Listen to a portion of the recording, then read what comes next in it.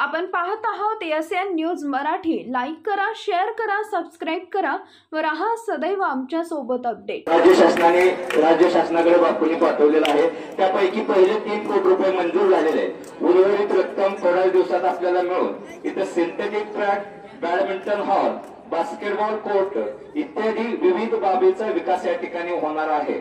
आणि अतिशय आपल्या आताच जवळजवळ आपल्या तालुक्यात 76 हायस्कूल आहेत, जवळजवळ 40 हायस्कूलचे संघ आज उपस्थित आहेत या ठिकाणी।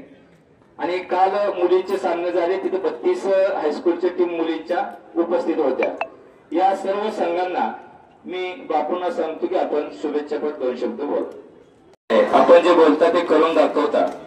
1992 ला ज्या गोष्टी आपण बोलल्या तालुक्याच्या बाबतीत त्या सगळं पूर्ण करून आज 100% तालुका इरिगेटेड करण्याच्या दृष्टीने आपलं पाऊल मोठं पडलेलं आहे। सगळा तालुका 100% इरिगेटेड झालेला आहे। जसं पाण्याचं तुम्ही महत्व ओळखून पाणी आणले तालुक्याला, तसं खेळाच्या बाबतीत अजून आपला तालुका नवे जिल्हाच पाठीमागे आहे राज्यात। तर यातही तुम्ही लक्ष घालायचं वचन दिलंय। आपली वाच्यसिद्धी आहे, निश्चितच येत्या 2 वर्षात इथं मोठ्या प्रमाणावर क्रीडा संकुल उभा राहील आणि आपल्याला देशी खेळाबरोबर विदेशी खेळाचं प्रशिक्षणही त्या ठिकाणी मिळण्यास तुम्ही आश्वासन दिलं। त्याबद्दल सांगोला तालुक्यातील तमाम खेळाडू, सर्व खेळाच्या संघटना आणि सर्व हायस्कूलच्या वतीनं मी परत एकदा आपलं हार्दिक आभार मानतो। आज या ठिकाणी शालेय तालुका स्तरीय शालेय क्रीडा स्पर्धा पार पडत आहे।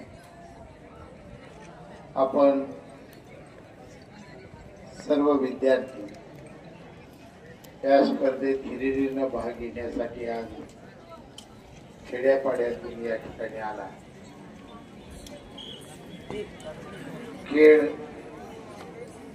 हा शरीराबरोबरच मनाचंही आरोग्य जोपासणारा सगळ्यात मोठा एक साधन आहे। खेळाडू हा नेहमी हेल्दी माइंडचा असतो, दिलदार मनाचा असतो, त्यालाच आपण खिलाडू वृत्ती म्हणतो। ही खिलाडू वृत्ती बाळपणी तुमच्या रुजावी आणि तुमचं शारीरिक संपूर्ण आरोग्य हे चांगलं राहावं हा उद्देश ठेवून या स्पर्धा या ठिकाणी आयोजित केलेल्या आहे। गोरे सरने सांगितलं, तुम्हा सर्व मुलांना मी सांगतो, त्याचा तुम्ही कितवीत आहे? 8वी ते 12वी। तुम्ही कॉलेजला जाण्या 5वी वाला 7वी जाण्या अगोदर इथं क्रीडा संकुल मोठं उभा आहे। हा 52 कोटीचा प्रकल्प आपण हाती घेतलेला आहे। पहिले 3 कोटी रुपये आलेले आहेत, परंतु हा संपूर्ण प्रकल्प आपल्याला 100 कोटीपर्यंत घेऊन जायचा आहे। या ठिकाणी सर्व सुविधा, एकही अशी खेळ नसावा की ज्याची सोय या क्रीडांगणात नाही।